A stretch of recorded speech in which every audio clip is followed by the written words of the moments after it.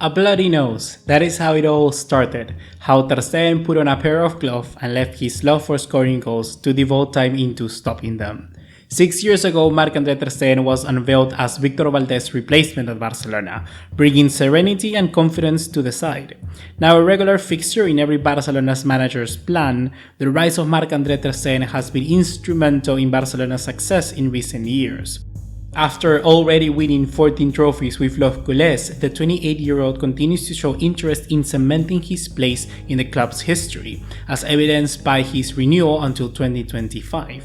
A goalkeeper of such quality and such pedigree should be remembered amongst the greats, something which he will do at Barcelona, but in the eye of adjacent fans, I believe perhaps not so much.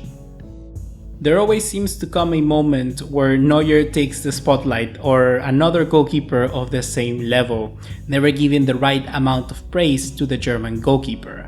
But that is something that today we're gonna do the opposite. We are gonna be putting him under the spotlight and telling you about his story, because perhaps if we revise it, we might just find out why he will never be destined to be number one.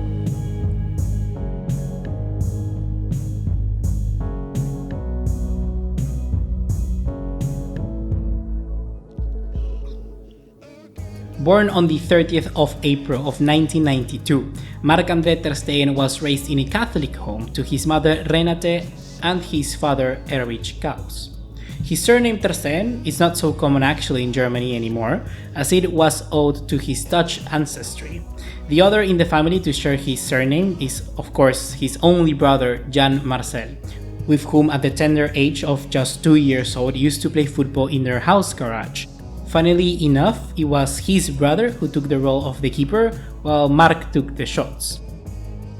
This new fit and discovery for football made his granddad accompany his parents to enroll the youngster in Borussia Mönchengladbach's youth setup, a place where ter Stegen would begin his footballisting career just 1 year later. Once he started, ter Stegen continued developing as a striker, yet his first goal for the club was a very odd own goal. Via the Players' Tribune, ter Stegen described how since he used to play facing the wall in the garage, with only one way to go, he never really mastered that football had two directions, resulting in a quite funny but embarrassing first goal for Mönchengladbach. This didn't stop his love for scoring the goals though, as the German continued growing through the ranks until eventually his team ran out of goalkeepers and it was Mats who took the spot. Why? We will never know, but like we've mentioned, his keeper got a bloody nose, and that's how he started out in goal. As a 10-year-old player, ter Stegen wanted to continue keeping playing forward, but the coaches didn't like him playing up front. Marc was given an ultimatum, either he was going to play as a keeper or he was going to go and find another club. The decision he gave actually very little thought of. A surprise indeed, but not to Marc, as goals were not the most important things for him at the time. During the same time in which this happened, his family was coming apart, his parents were separating, and somehow football became even a bigger part of his life. With this, we can describe ter Stegen as a fighter, as someone who was determined to succeed for better reasons than just his own. He himself described how goalkeeping was somehow even better and more entertaining as time went on. The reality is that playing as a forward gave him a different perspective of the field. Ter Stegen's senior career began in 2010. Having graduated from Borussia Mönchengladbach Academy and playing at all levels for the German side, his name finally began showing up in the first team in 2010 and 2011 season. Furthermore, the season prior, he began to get worldwide relevancy as he was chosen the best goalkeeper in the under-17 Euros of 2009 alongside Italian Mattia Perin. Whilst you can say he was enjoying a good couple of seasons, the same couldn't have been said for the first team of Mönchengladbach, because they had to battle relegation after accumulating only 16 points out of 22 match days. This saw current manager Michael Fronzek sacked and replaced by Lucien Favre, who managed to instill more discipline to the team, which saw results improve. Despite a better run of form, someone in the team had a nasty attitude, which cost the team a lot. This was coming from the first choice goalkeeper at the time, Logan Bailey. It was so much the disgust that he created in the club that Mönchengladbach fans were quickly to discredit him, accusing him of spending more time and effort on his modeling career than on his football. 𝘍𝘊 eventually lost his patience with Bailey and on the 10th of April of 2011 relegated him to the bench in favor of the young Marc-André ter Stegen for the match against Cologne. The young German did not disappoint and the defense boasted a previous unseen solidity. He kept his place in the team for the remainder of the season, keeping 4 clean sheets in the process, out of a possible 5 in fact the last 5 match days of the Mönchengladbach campaign, which as they avoided relegation via the playoffs. During this run of form, he became a fan favorite as he shot to prominence with a last man standing display against eventual champions Borussia Dortmund, making a string of world-class saves as Mönchengladbach secured a famous 1-0 victory. Ter Stegen's status as a first-choice goalkeeper was cemented after that, and the villain Bailey was sent out on loan, delegating the number 1 to Ter Stegen, who had previously wore the number 21. During the summer transfer window of the following season, Bayern Munich has succeeded in drawing out pursuit of Schalke's captain Manuel Neuer. The fellow German international keeper made his debut for Bayern Munich against Ter Stegen in the Allianz Arena. The match certainly did not go the way that the pundits predicted, because Ter Stegen, producing yet another inspiring display, gave his counterpart Neuer a very big headache as the other German keeper made the error that condemned Bayern to a 1-0 defeat. Who knows, but maybe it is this which sparked a rivalry between the two.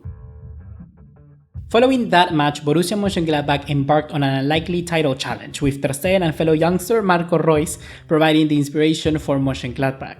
Growing in confidence, he also developed a commanding presence in goal. At times, he would even vocally assert his authority over the defense, who were years older, to make sure that they weren't out of position. He developed a rich understanding with the fans and soon branded as one of the club's best prodigies.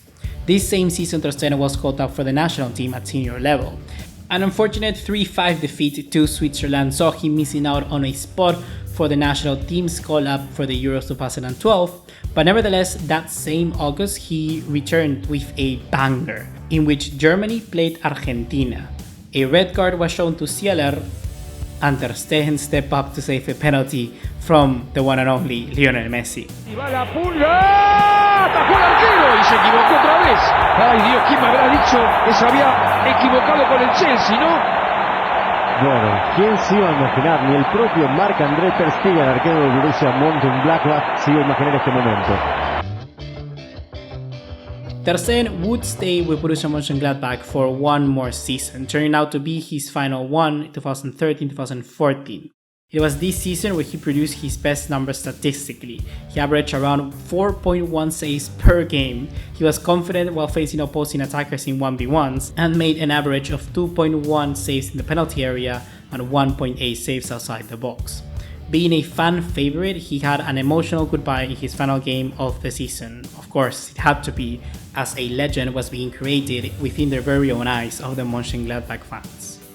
The German international would then join Barcelona on the 19th of May of 2014 for a fee of 12 million euros to replace the departing Víctor Valdés and José Manuel Pinto for a shot at the starting position as goalkeeper for Barcelona.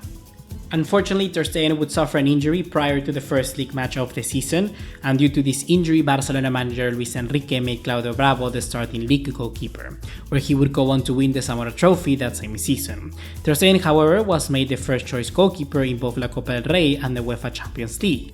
He would make his official debut for Barcelona later in the competition on the 17th of September in a 1-0 home victory against Apoel.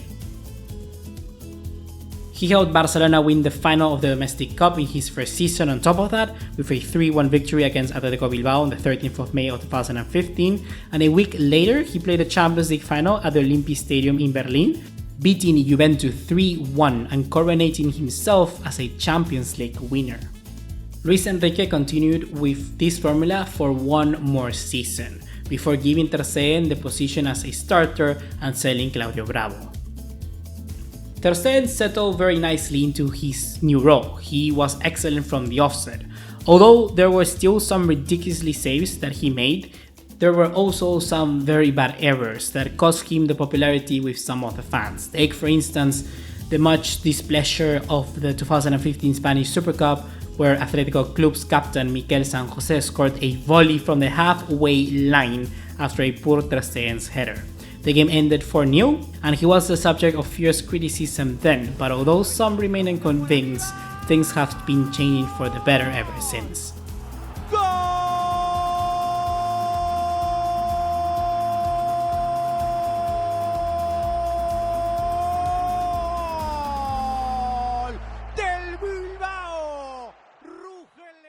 The next seasons under Valverde, it really didn't go well for ter Stegen, but rather in a collective manner. He only managed to keep 13 clean sheets in 36 league starts, something that he would go on to improve considerably after that. After breaking through and establishing himself in the team, there was been no point of looking back. Ter Stegen is always growing as a player, and save Ernesto Valverde has so many times. We're talking about clean sheets against Atletico Madrid, Juventus or Real Madrid. No matter the case, ter Stegen has a plethora of those. And even there were moments that without a clean sheet, ter Stegen could still be named the man of the match. Take for instance the Clásico in the Bernabeu of 2017. Here, Marc-André ter Stegen saved 12 shots and initiated the counterattack itself for Messi's second goal. Shots flooded him, but he still managed to come out on top more often than not. About a year ago, ter Stegen aired his grievances, voicing his displeasures at not playing more for the national team. Neuer, the team starter, labeled the comments unhelpful and disrespectful to the other German goalkeepers. Even Bayern's president Uli Hoeneß even went so far as to declare that the club would withhold the players from the national team if Neuer was to be replaced by ter Stegen as Germany's number one. Ter Stegen was more than capable of replacing Manuel Neuer and performed exceptionally well for Germany in his absence. Yet when the lineups were announced for the first game of the tournament against Mexico, it was Neuer who was there. Germany's performances over the course of the 3 matches that summer were uninspiring. The 2014 champions crashed out in spectacular fashion, and though it would be unfair to blame Neuer for his country's failures at the World Cup, it did appear as though his days as the national team starting keeper could be numbered. Ter Stegen was in impeccable form since then, several years younger than Neuer, and the national team would have poised to rebuild after the early exit in the summer. Yet 𝘎𝘐 𝘍𝘊 selected to stick with Neuer. On almost any other national team that wouldn't have been the case. Ter Stegen would probably be their first choice goalkeeper, but for Germany, he's still second fiddle. In one way, Löw's thinking did make sense. Neuer had been an integral part of the German setup for nearly a decade and had become a veteran presence in the locker room. Additionally, before the injury, Neuer was arguably one of the best goalkeepers in the world, something which many will still argue today. And if he was able to rediscover that top form, it would be obviously good and beneficial for the national team moving forward. It is here where I make the assumption that ter Stegen has all the right to be displeased with Germany's current setup. He will always cherish what he has to give to the Mannschaft, but it's hard not to feel sympathy for the Barcelona keeper. And furthermore, to build on this rivalry, Manuel Neuer will always continue to take the praise with the public vote. Recently, after winning another treble with Bayern Munich, you can make an easy argument for him. Silverware and trophies will always taint the way that people argument and see a player. And while Neuer has had the hard-earned privilege of participating in such a competitive side, ter Stegen had the misfortune of being sucked into a whirlpool of chaos for the past few years at Barcelona. This is not a dig at Neuer by any means, it's far from it, but rather a mention as to how being in the wrong place at the wrong time, even if it means for loyalty to Barcelona, ter Stegen has tainted his individual legacy. For Barcelona fans, the German will always be the number one, but sadly, that is not enough to get a worldwide recognition. If it isn't Neuer outshadowing him, it is Courtois. If it's not the Belgian, it is Alisson or Black. Ter Stegen can never seem to catch a break. The quality is there and will always be enough to get him into everyone's top 5 or top 3, but when it comes to being the number one, there is destined to always be another name ahead of him. A goalkeeper's job is often a thankless affair. It is very rare for a keeper to get the recognition that he deserves, but the 28-year-old is widely respected and loved throughout the fan base of Barcelona. His work rates and his ethic are admirable, and the appreciation that he received in itself speaks volumes of his greatness. The best often never get the recognition that they deserve, and that is the case with Marc-André ter Stegen. But if one thing I'm sure of is that he won't let that affect him.